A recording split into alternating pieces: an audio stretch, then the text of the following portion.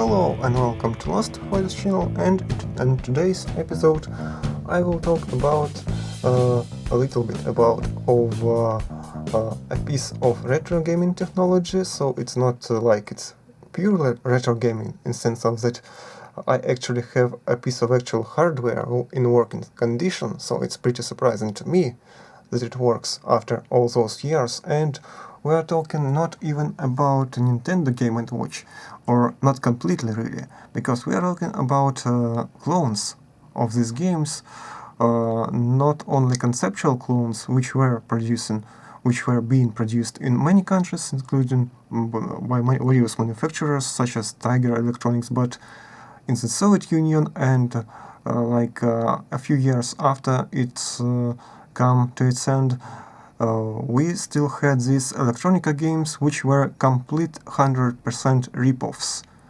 So quality is pretty good, it looks exactly the same, everything, button layout and functions, yeah, it's 100% clone, so you can't really say that it is, it deserves that much of excitement or appreciation. But I have to make a little kind of remark here that you can have still, yes, you can still have some kind of appreciation for this piece of technology, which I have. As you can see, I bought a couple of LR43 batteries, so yeah, it's actually working, and that's kind of surprising.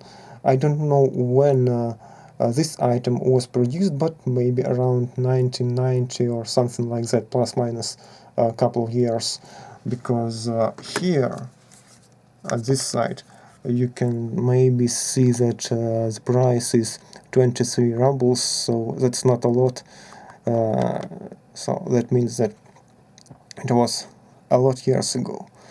And this is maybe serial number, right? And this is battery compartment, and this kind of like thing is supposed to hold this stuff on the table. Not that it's reliable, because it can fall down, so I don't recommend putting it like that. But yeah, you can still have some appreciation, because to clone something you have to have the knowledge, kind of know-how and technology to clone it. Because while we were cloning a lot of things, including in the 80s, but yeah, you have to have the technology, so that is kind of impressive, because we even cloned Intel CPUs like 8080 and stuff, even more complicated, and by various other manufacturers, so it is kinda nice. And as you can see, you have these elements here of art, not really background art, because it's pretty much foreground, since it is painted on kind of film, not as flat as you can see.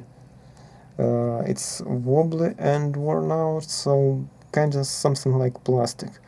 Not very good, but what you can do about it. This art, as you can see, is kind of separated from the screen, and you can see that it creates a shadow on the actual screen.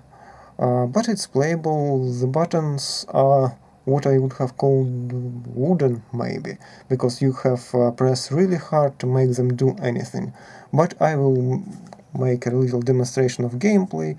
Maybe we will get to 100 points, maybe a little bit over it, and I will see you in a second.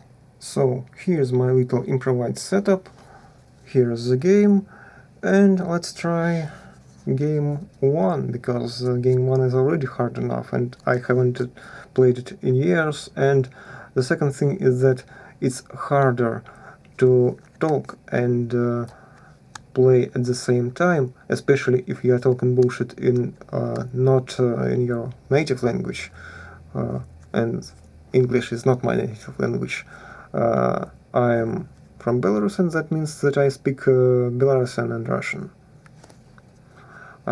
So let's begin.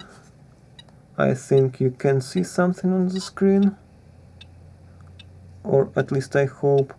It is visible from what I can notice, but I am not looking on the screen of the camera or the camcorder, because yeah, I want to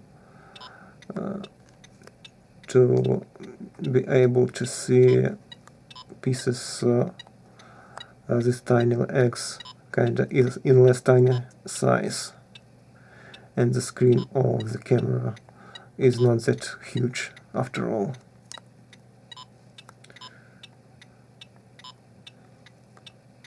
The gameplay mechanics is very simple, but it doesn't mean that you can finish this game easily, and well, you can't exactly finish it, because if you will pass through, I think, 999 points, it will just reach 0, and yeah, you will continue once again.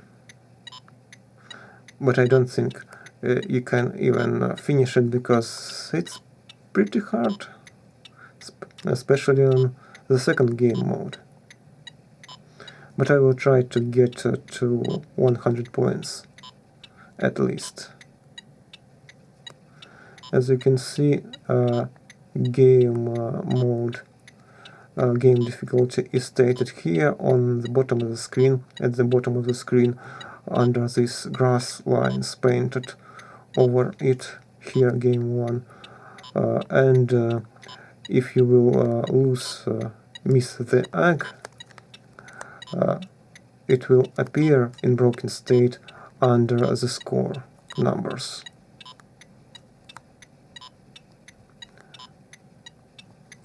So yeah, just push really hard and try to not miss anything, like here. And you can see that I have here it blinking. The more kinda widely used variation of this game was the variation with No Pogodi animation, Soviet animation, with wolf and hare instead of Mickey Mouse and Minnie Mouse. But yeah, this is what I have, and while the state is not ideal, it's still working, and yeah, as I have said earlier, it's kinda impressive that we could do like 100% clones, not in worse form, not in worse quality than originals, pretty much.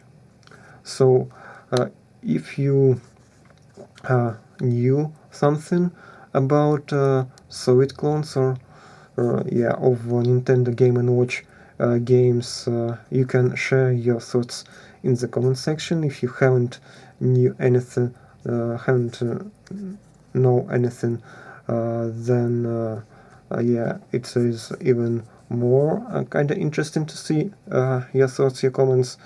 Maybe you had, maybe not Soviet clone. I don't think that you had them in kind of Western Bloc countries.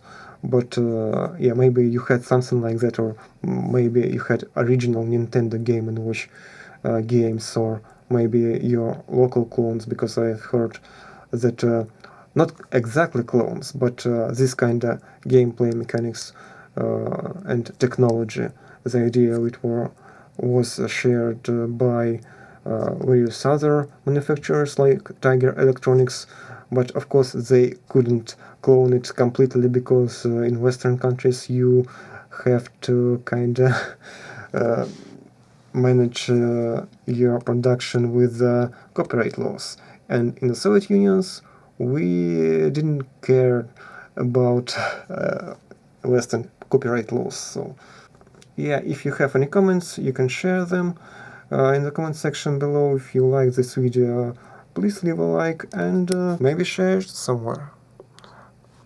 Thanks for watching, and see you in the next video.